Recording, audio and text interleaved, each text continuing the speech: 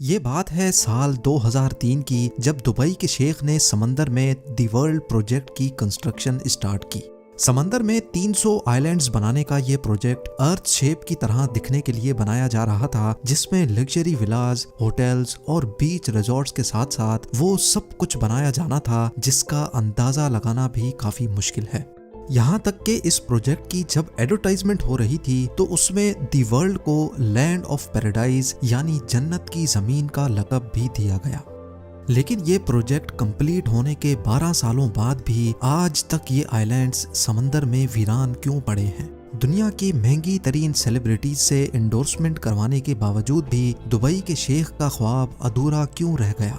यहाँ नाजरीन, ये बात तो हम सबको मालूम है कि दुबई के रूलर शेख मोहम्मद बिन रशीद अल मखतूम ने दुबई में वो कुछ कर दिखाया है जिसकी मिसाल पूरी दुनिया में नहीं मिलती।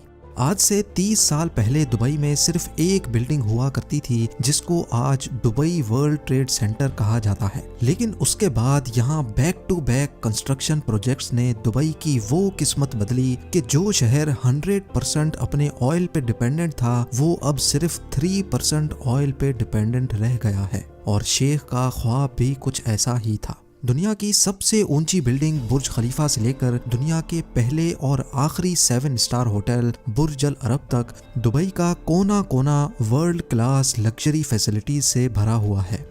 जब दुबई के पास मजीद मेगा प्रोजेक्ट्स बनाने के लिए जमीन कम पड़ गई तो शेख ने रुख किया समंदर का। ये बात है 2001 की, जब दुबई पहले ही बुर्ज अल अरब बनाकर वेस्टर्न टूरिज्म अपनी तरफ अट्रैक्ट कर बैठा था। दुबई के बीचेस काफी ज्यादा फेमस होने लगे थे और बात यहाँ तक पहुँच चुकी थी कि अब दुबई के पास बीचेस की जगह कम पड़ गई।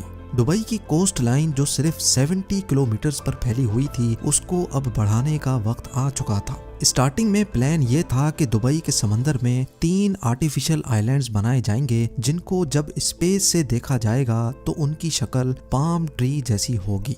पाम जुमेरा, पाम जबल अली और पाम डेरा। 2001 में सबसे पहले पाम जुमेरा पर काम स्टार्ट कर दिया गया क्योंकि शायद ये प्लान किए गए आइलैंड्स में सबसे छोटा था। सिर्फ अकेले पाम जुमेरा की वजह से ही दुबई की कोस्ट लाइन में 56 किलोमीटर यानी 80% का इजाफा हो रहा था। कोस्ट लाइन बढ़ाने का ये आइडिया दुबई के शेख को इतना भा गया कि पाम जुमेरा की कंस्ट्रक्शन कंप्लीट होने से पहले ही पाम जबल अली और पाम डेरा पर भी काम स्टार्ट कर दिया गया। इन 3 आइलैंड्स के अलावा एक और प्रोजेक्ट भी था जिसने किसी मैग्नेट की तरह पूरी दुनिया की अटेंशन अपनी तरफ खींच ली। ये प्रोजेक्ट दी वर्ल्ड के नाम से लॉन्च किया गया जिसमें टोटल 300 छोटे आइलैंड्स मौजूद थे। दी वर्ल्ड का डिजाइन अर्थ के मैप के हिसाब से रखा गया था जिसमें हर कंट्री के नाम से अलग अलग आइलैंड बनाए गए थे। 2003 में दी वर्ल्ड की कंस्ट्रक्शन का काम स्टार्ट कर दिया गया जो दुबई के साहिल से 3.5 किलोमीटर दूर समंदर की ताबड़तोड़ लहरों को रोक कर बनाया जा रहा था। दी वर्ल्ड आइलैंड्स असल में दुनिया की एलीट क्लास के लिए एक प्ले ग्राउंड होने वाला था। इंटरनेशनल एक्टर्स, रॉयल क्लास और बिजनेस टाइकून्स ने खूब जमकर इस प्रोजेक्ट में हिस्सा लिया। कुछ ने अपने पर्सनल यूज के लिए यहाँ आइलैंड्स खरीदे तो कुछ ने इसकी एडवर्टाइजमेंट करके अपना पार्ट प्ले किया। यहाँ पर छोटे से छोटे आइलैंड की कीमत $15 मिलियन यानी 112 करोड़ रुपए रखी गई और बड़े आइलैंड्स इनके तो क्या ही कहने। एक एक आइलैंड $50 मिलियन यानी तकरीबन 375 करोड़ रुपयों में सेल किया गया। जिस तरह दुबई को पास्ट प्रोजेक्ट्स में भरपूर कामयाबी मिली थी इसी तरह दी वर्ल्ड में भी मिली। कंस्ट्रक्शन कंप्लीट होने से पहले ही 2008 में 60% से भी ज्यादा आइलैंड्स सेल आउट हो चुके थे। लेकिन सवाल ये है कि समंदर में रेत से बने इन आइलैंड्स की इतनी ज्यादा कीमत क्यों रखी गई? पहली बात तो ये है कि ये इतना आसान काम नहीं है। ठाठे मारते हुए समंदर में एक छोटा सा आइलैंड भी बनाना बहुत मुश्किल होता है। यहाँ तो फिर दुबई ने 300 आइलैंड्स बनाए थे। सिर्फ एक आइलैंड को बनाने में इतनी ज्यादा रेत इस्तेमाल हुई थी कि उससे एक पूरा क्रिकेट स्टेडियम टॉप से लेकर बॉटम तक भरा जा सकता है। अगर पत्थरों की बात की जाए तो दी वर्ल्ड आइलैंड्स में इस्तेमाल होने वाले पत्थरों का वजन 5.5 लाख ट्रेन इंजन्स के वजन के बराबर बनता है। 9 किलोमीटर लंबा और 6 किलोमीटर चौड़ा ये प्रोजेक्ट बनाने में दुबई गवर्नमेंट को 14 अरब डॉलर खर्च करने पड़े। इस रकम से दुबई 9 बुर्ज खलीफा या फिर 14 बुर्ज अल अरब जैसे 7 स्टार लग्जरी होटल्स बनवा सकता था। लेकिन शेख को ना सिर्फ दुबई की जमीन बल्कि यहाँ के समंदर से भी इनकम जनरेट करना थी, और यही वजह थी कि शेख समंदर में जन्नत की जमीन बनाना चाहते थे। तो फिर आखिर ऐसा क्या हुआ कि इतना ताम झाम करने के बावजूद भी पिछले 12 सालों से ये आइलैंड्स बिल्कुल वीरान पड़े हैं। दी वर्ल्ड आइलैंड्स के फेलियर में सबसे पहला रीजन इसका डिजाइन है। सबको यही उम्मीद थी कि प्रोजेक्ट का डिजाइन अर्थ के मैप के हिसाब से बनाया जाएगा, लेकिन प्रोजेक्ट कंप्लीट होने के बाद मालूम पड़ा कि ये अर्थ के डिजाइन से काफी ज्यादा अलग है। ज्यादातर आइलैंड्स की शेप एक्चुअल कंट्रीज की शेप से काफी मुख्तलिफ थी, जिससे इन्वेस्टर्स को काफी ज्यादा डिसअपॉइंटमेंट हुई। लेकिन सिर्फ डिजाइन का चेंज होना ही दी वर्ल्ड की नाकामी का रीजन नहीं था। 2008 में दी वर्ल्ड की लॉन्च रखी गई, जिसमें पूरे दुबई को फायरवर्क्स से चमका दिया गया था। जितना पैसा इस लॉन्च इवेंट में बहाया गया वो सारा का सारा बेमकसद साबित हुआ, क्योंकि ये वो वक्त था जब पूरी दुनिया को ग्लोबल फाइनेंशियल क्राइसिस ने घेर रखा था।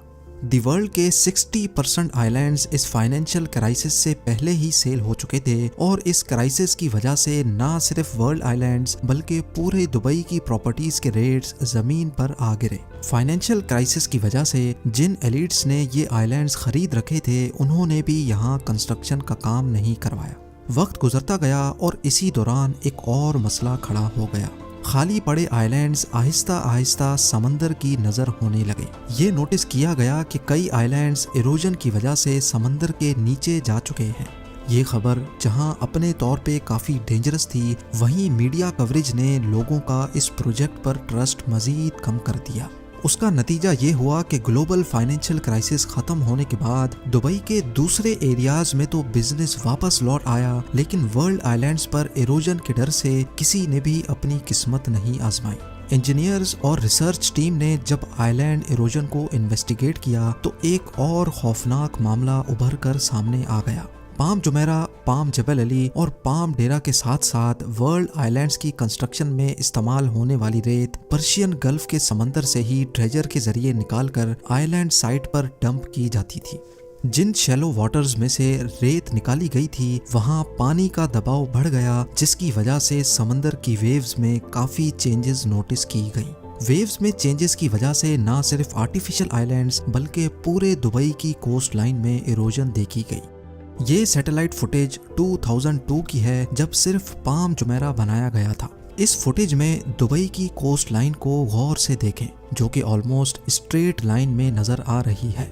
अब गौर करें इस फुटेज पर जो 2008 की है, जब बाकी तमाम आइलैंड्स भी बनाए जा चुके थे। इसमें साफ साफ देखा जा सकता है कि दुबई की अपनी कोस्ट लाइन जगह जगह से इरोड हो रही है, और इसको रोकने के लिए कई जगह पर आर्टिफिशियल वॉल्स भी खड़ी की गई हैं।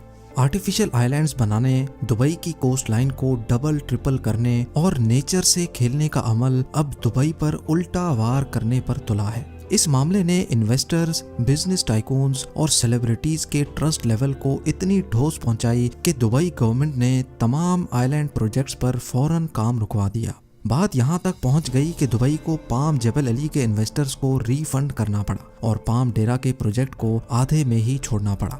बेशक प्राइवेट आइलैंड का अपना ही चार्म है, लेकिन जो लग्जरी वर्ल्ड आइलैंड्स में एंजॉय की जा सकती है वो पाम जुमेरा पर ऑलरेडी लोग कर रहे हैं। आखिरकार ये दुबई का पहला आर्टिफिशियल आइलैंड प्रोजेक्ट है जो भरपूर कामयाब हुआ।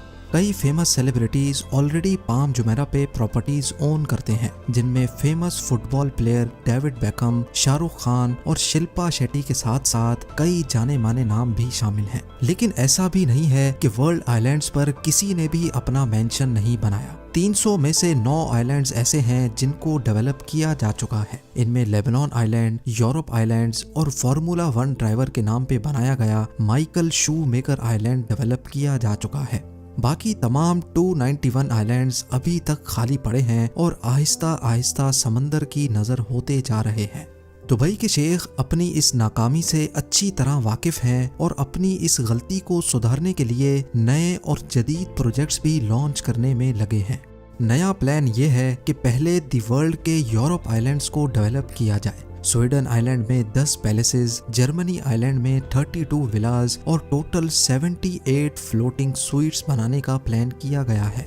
इन फ्लोटिंग स्वीट्स में टूरिस्ट समंदर के एक यूनिक एक्सपीरियंस को एंजॉय कर सकेंगे। ना सिर्फ समंदर के ऊपर बल्कि टूरिस्ट अपने अंडर वाटर बेडरूम से मरीन लाइफ से भी लुत्फ अंदोज हो सकेंगे। एक बात तो क्लियर है कि दुबई इन छोटे मोटे फेलियर से घबराने वाला नहीं है। इसकी जीती जागती मिसाल Jumeirah bay islands, museum of the future और दुबई एक्सपो 2020 की रंगीनियों में देखी जा सकती है। साथ ही साथ दुबई के फ्यूचर प्रोजेक्ट्स में दुनिया का पहला डायनेमिक टावर भी मौजूद है, जिसके रोटेटिंग फ्लोर्स की वजह से अंदर बैठे लोग दुबई का 360 व्यू एंजॉय कर सकेंगे।